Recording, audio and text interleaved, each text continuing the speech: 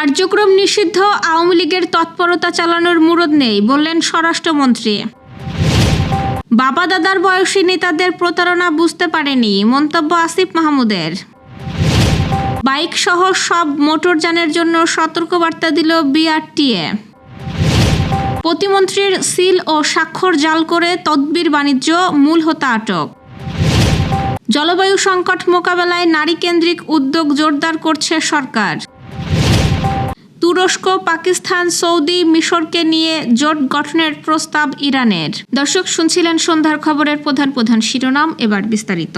তার আগে আমাদের ইউটিউব চ্যানেল সাবস্ক্রাইব করুন এবং সব খবর পেতে ফেসবুক পেজ ফলো করে রাখার পাশাপাশি ওয়েবসাইট ভিজিট করুন। স্বরাষ্ট্রমন্ত্রী সালাউদ্দিন আহমেদ বলেছেন, 5 আগস্ট ঘিরে কার্যক্রম নিষিদ্ধ আওয়ামী লীগের কোনো তৎপরতা চালানোর মুরদ নেই। তারা বিদেশ থেকে মাঝে মধ্যে উকি ঝুঁকি দিচ্ছে।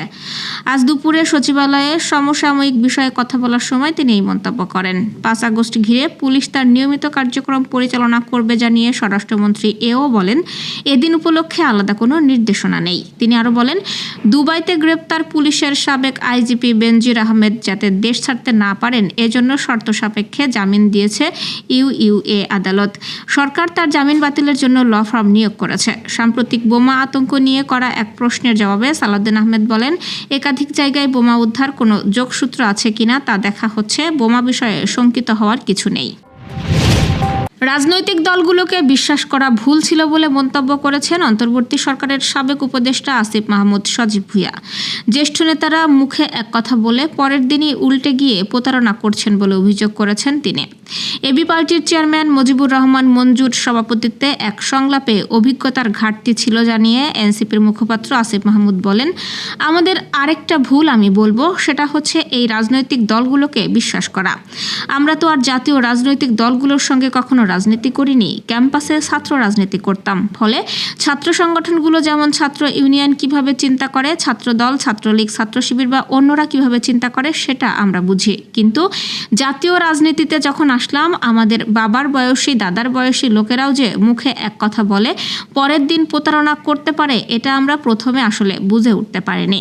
এটা আমাদের জন্য একটা শিখলাম পরবর্তী সময়ে আর বিশ্বাস করা যাবে না। আসিফ মাহমুদ বলেন, যেহেতু সরকারের অংশ ছিলাম, আত্মসমালোচনার জায়গা রয়েছে।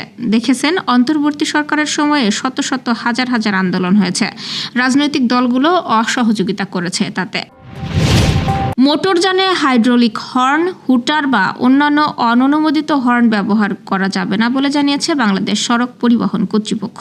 বিজ্ঞপ্তিতে বলা হয়, সড়ক পরিবহন বিধিমালা 2022-এর 81 নম্বর বিধি অনুযায়ী অ্যাম্বুলেন্স, অগ্নি নির্বাপক বা উদ্ধার কাজে ব্যবহৃত মোটরযান এবং রাষ্ট্রীয় জরুরি কাজে ব্যবহৃত একই ধরনের যানবাহন ছাড়া অন্য কোনো মোটরযানে বিভিন্ন সুরের বহুমুখী হর্ন কিংবা তীব্র, কর্কশ, আকস্মিক, বিকট বা ভীতিকর শব্দ সৃষ্টি করে এমন হর্ন বা যন্ত্র স্থাপন, পুনর্স্থাপন ও ব্যবহার সম্পূর্ণ নিষিদ্ধ।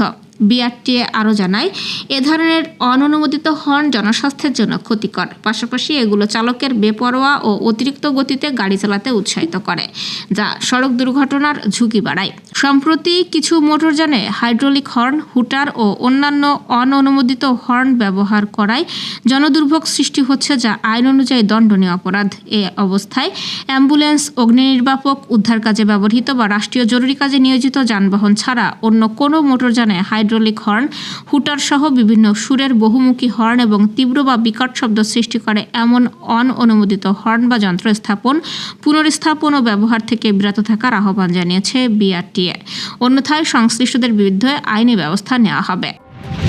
পরিবেশ, বন ও জলবায়ু পরিবর্তন মন্ত্রণালয়ের প্রতিমন্ত্রী ডক্টর শেখ ফরিদুল ইসলামের নাম, সিল ও স্বাক্ষর জাল করে বিভিন্ন দপ্তরে অবৈধ তদবির বাণিজ্যের অভিযোগে মোংলায় সংঘবদ্ধ প্রতারক চক্রের মূল হোতাকে আটক করেছে পুলিশ। আটক ব্যক্তির নাম টুকু শেখ।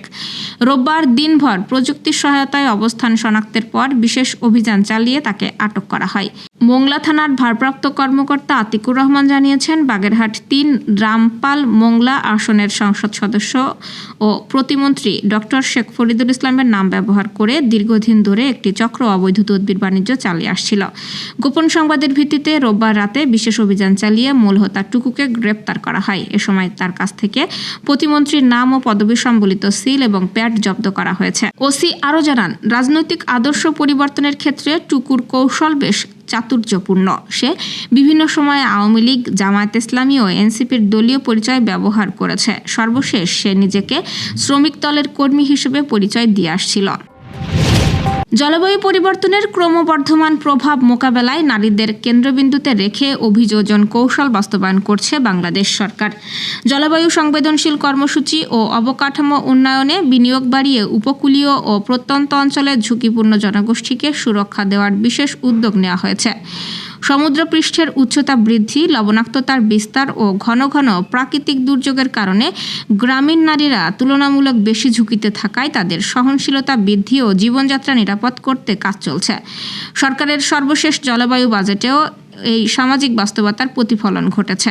2026-27 অর্থ বছরে জলবায়ু পরিবর্তন প্রশমন ও অভিযোজনে নারীর সক্ষমতা বৃদ্ধি কর্মসূচির জন্য 6,883 কোটি 60 লাখ টাকা বরাদ্দ দেওয়া হয়েছে। এছাড়া প্রত্যন্ত এলাকায় নারীদের জন্য অবকাঠামো নির্মাণ খাত পৃথকভাবে বরাদ্দ রাখা হয়েছে 22,164 কোটি 10 লাখ টাকা।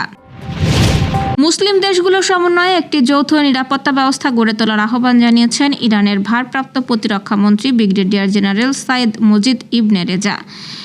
রোববার তুরস্কের প্রতিরক্ষা মন্ত্রী ইয়াসার গুলারের সঙ্গে এক ফোনালাপে তিনি এই প্রস্তাব দেন। সেই সঙ্গে সতর্ক করেন এই অঞ্চলে বাইরের কোনো শক্তির উপস্থিতি মধ্যপ্রাচ্য ও এর আশেপাশে কেবল অস্থিতিশীলতাই উস্কে দেয়। সাম্প্রতিক আঞ্চলিক যুদ্ধগুলোর কথা উল্লেখ করে জেনারেল ইবনে রেজা বলেন, আঞ্চলিক নিরাপত্তা অবশ্যই এই অঞ্চলের দেশগুলোকেই নিশ্চিত করতে হবে। নিরাপত্তা একটি সম্পূর্ণ অভ্যন্তরীণ বিষয় উল্লেখ করে তিনি বলেন, কোনো বহির আঞ্চলিক শক্তির উপর নির্ভর করে কখনো স্থায়ী নিরাপত্তা প্রতিষ্ঠা করা সম্ভব নয়।